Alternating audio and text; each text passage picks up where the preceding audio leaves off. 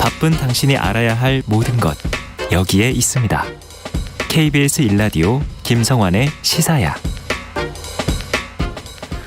오늘 오전 KT의 전국 유무선망이 마비되는 네트워크 대란이 발생했습니다. 아마 이것 때문에 불편함 겪으신 분들 상당히 많으실 텐데요. KT 측은 처음에 디도스 공격 때문이라고 설명했다가 네트워크 경로 설정 오류에 따른 장애라고 입장을 번복하기도 했습니다. 3년 전 KT 안현지사 화재 사고 때보다 피해 범위가 훨씬 넓은 만큼 보상 요구가 빗받칠 것으로 보이는데요. 참여연대 민생희망본부 통신분과장이신 한범석 변호사 연결해서 이번 대란의 원인과 대책에 대해서 자세한 얘기 나눠보겠습니다. 변호사님 안녕하십니까? 네, 안녕하십니까? 네, 일단 오늘 오전에 있었던 KT 인터넷망 장애로 인한 피해 상황이 어느 정도로 집계가 되고 있을까요? 예, 오늘 11시 20분경부터 KT통신망을 이용하는 그 유무선 통신망이 전체가 다 사용할 수 없는 상황이었고요. 네. 이로 인해서 PC라든지 모바일 통해서 인터넷 검색이 안 되어서 일상생활하고 다들 업무를 보는데 큰 차질이 빚어졌습니다. 특히나 이 무선 통신이나 인터넷을 이용하는 개인뿐만 아니라 이제 소상공인들이나 업무용 네트워크를 이용하는 회사들에서는 큰 장애가 이루어져가지고 많은 문제가 있었습니다. 이게 또 하필 점심시간 딱 이렇게 물리는 시간대여가지고 예. 이 영세 상인들 이런 분들이 피해가 컸다 이런 얘기까지 전해지고 있는데 일단 과학기술정보통신부는 정보통신사고 위기경보 주의 단계를 발령했다고 해요. 이 예. 주의 단계가 어떤 때 발령이 되는 겁니까?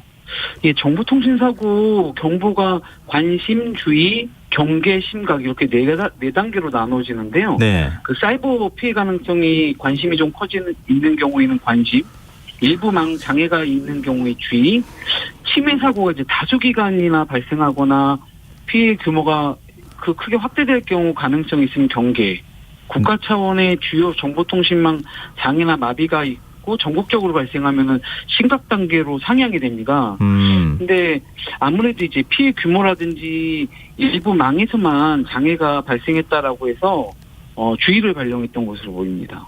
근데 그거보다는 설명하는 것보다는 훨씬 더 피해가 광범위했던 것으로 보이는데 사고의 KT에서는 디도스 공격 때문이다 이렇게 설명했다가 2시간 반 이후에 네트워크 경로 설정 오류다 이렇게 입장을 번복했습니다.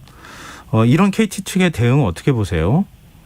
네, KT가 그 인터넷 장애운을 초기에 이제 디도스 공격 때문이라고 했다가 나중에 이제 네트워크 경로 오류, 즉 라우팅 오류로 정정하는데 예. 디도스 공격이 발생하면은 상황을 이제 한국 인터넷 진흥원에 신고하도록 돼 있습니다. 근데 그 내역을 보니까 KT에서 디도스 공격 신고를 하지 않았다라고 합니다. 그러고 나서 이 문제가 좀 그 이야기가 나오자 KT에서는 그 3시간 정도 지나고 나서야 트래픽 과부하는 디도스로 추정했으나 확인했더니 이제 네트워크 경로 설정이다라고 하는 걸 봐서는 이게 장애가로 인해서 이제 불만이 폭주하니까 이를 모면하기 위해서 섣부르게 외부 요인으로 자기네들 책임을 좀 돌린 것이 아닌가 제대로 확인하지 않고 이런 발표를 한 것은 좀 문제가 있는 것으로 보입니다. 이게 네트워크 경로 설정 오류라는 게 뭐예요? 네트워크 경로가 우리가 그 소위 말해가지고 네이버를 가고 싶다라고 했을 때 네이버의 경로를 네이버 검색을 했을 때 그 경로를 찾아주기 위해 가지고 라우터 내에서 이렇게 정보를 보내 가지고 정확한 서버까지 도달할 수 있게 해주는 것인데 네. 이것을 설정할 때 문제가 생겼다라고 이야기를 하는 것입니다. 이게 어떻게 이런 일들이 발생할 수 있었는지 좀 이해가 안 되는데요. 일단 그 대형 통신사 더군다나 지금 국가기관 통신망을 관리하는 통신사 아닙니까? 예. 근데 이렇게 대처를 하는 거 이건 문제가 있는 거 아닙니까? 그렇죠. 이제 KT는 국가기관 통신망 사업자인데 네. 이 전국 단위 장애가 발생하였는데 사고 원인을 번복을 하고 좀 한참 지난 뒤에서야 이제 원인을 이야기하고 하는 걸로 봐서는 자체적으로 이제 위기 관리라든지 문제가 생겼을 때 대응하는 거에 좀 문제가 있지 않나. 또한 그 라우팅 오류 이런 것들은 아마도 인적 장애일 가능성이 크다라고들 이야기를 하고 있어서 예. 이런 부분에 대해서는 분명 내부적으로 이런 체계적인 관리가 안 되고 있는 것으로 좀 보입니다. 그 인적 그 관리가 안 된다고 말씀하신 게 KT 새노조 쪽에서 네. 이게 다른 쪽의 사업을 자꾸 다각화하는 바람에 KT 본연의 사업에 있어서 인적 투자를 안 하기 때문이다. 뭐 이런 식의 입장을 밝힌 것으로 알고 있거든요. 근데 그런 네. 맥락에서 말씀하시는 겁니까? 예, 아무래도 KT나 이제 근래 이제 통신사들이 통신망보다는 요새 이제 부가적인 서비스로서 수익을 창출하기 위해서 다른 여러 가지 기타 사업을 넓히다 보니까 기본적으로 안정적으로 운영해야 되는 본인의 사업에는 좀 등한시하고 있는 게 아닌가. 그래서 이런 사고들이 반복되는 것이 아닌가 싶습니다. 근데 지금 이제 피해를 보신 분들이 상당히 많아요. 네. 저희 청취자 분 가운데 메이와쿠님께서도 오늘 우리 공장에서 오늘 먹통이라서 소재를 못 붙이고 그랬다. 이렇게 또 얘기를 공장이 이제 제대로 돌아가지 않았던 거죠. 그리고 집에서 권혁호님은 컴퓨터 전원 켜보고 껐다가 이거 뭐 반복하고 이런 일들을 했었다. 이렇게도 얘기하시는데요. 네. 이 피해자들이 보상받을 수 있겠습니까?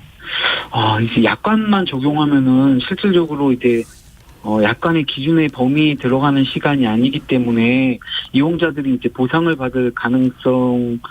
받지 못할 가능성도 있습니다. 그럼 그냥 이렇게 넘어가는 겁니까? 그럴 수는 없죠. 근데 이제 이 약관에 따라 가지고는 기본적으로 연속해서 3시간, 한 달에 6시간을 기준으로 해가지고는 월정액과 부가 사용의 8배 또는 6배, 인터넷 TV 같은 경우 이제 3배를 보상하도록 되어 있는데요. 이것과 관련해서는 그동안 이것을 못 미치더라도 통신사에서 어느 정도 일부 보상을 하는 사례도 있었습니다. 그러면 통신사는 요금 받아갈 때는 따박따박 받아가고 네. 불편함 끼칠 때는 약관이 3시간 이상 불통이었을 때니까 우리는 보상할 책임이 없습니다. 이렇게 얘기한 건 너무 무책임한 거 아닙니까? 네, 그렇죠. 이것과 관련해가지고 그동안 많은 이야기가 있었고요. 이전에 이 아영지사 화재가 났을 때도 이것과 관련해가지고 논의가 많이 있었습니다. 그래서 이런 손해배상과 관련해가지고 많은 좀 더 책임을 물어야 된다. 이것과 관련해서 좀 더 구체적으로 어떤 것을 할 수 있도록 통신사들에게 과중하게 어떤 시스템을 도입해야 된다 여러 가지가 있긴 했었지만은 이것과 관련해서는 그 피해 보상과 관련한 시간에 대한 부분은 없이 단순히 보상 금액만 6배에서 8배로 늘리는 것만으로 이야기가 되고 끝나가지고 많은 아쉬운 점이 있었습니다. 지금 약관을 좀 수정할 수는 없는 겁니까? 이 약관 자체가 실질적으로 문제가 있고 현재에서도 아까 말씀드린 것처럼 보상 기준 자체는 건드리지 않고 보상하는 것만 한 6배에서 8배 금액이 얼마 안 됩니다. 이걸 유지해가지고 문제가 있어서 이제는 이게 저희들이 통신 자체가 초고속, 초연결, 초저 지연 시대라고 계속 5G 시대다라고 이야기하고 있고 유무선 서비스를 이용하는데 10분만 안 돼도 아까 말씀하셨던 것처럼 영업소매도 일어나고 여러 가지 불편이 발생을 하는데 분명히 약간의 개선이 돼야 된다고. 이거 관련해가지고 네. 이 기준 자체가 3시간 이상이다, 6배나 S 또는 8배를 배상하는 기준이 너무 낮아서 통신사가 이제 재발 방지 대책이나 사전 점검 시스템을 세우는데 너무 소극적이니까 이런 부분에 대해서 실질적으로 좀 더 과중하게 책임을 물을 수 있는 징벌적 손해배상과 관련된 거나 집단소송이나 여러 가지 제도를 통해 가지고 통신사에게 좀 더 책임을 물릴 수 있는 방안으로 이루어져야 될 건데 마찬가지로 약관에도 네. 이게 개개인에 대한 보상이 아니고 전체 저희 사회 이번에 피해를 보면 이제 전국 단위로 일어나는 거에 대해서는 좀 더 과중한 책임을 물을 수 있도록 약관이 변경돼야 될 것 같습니다. 네, 알겠습니다.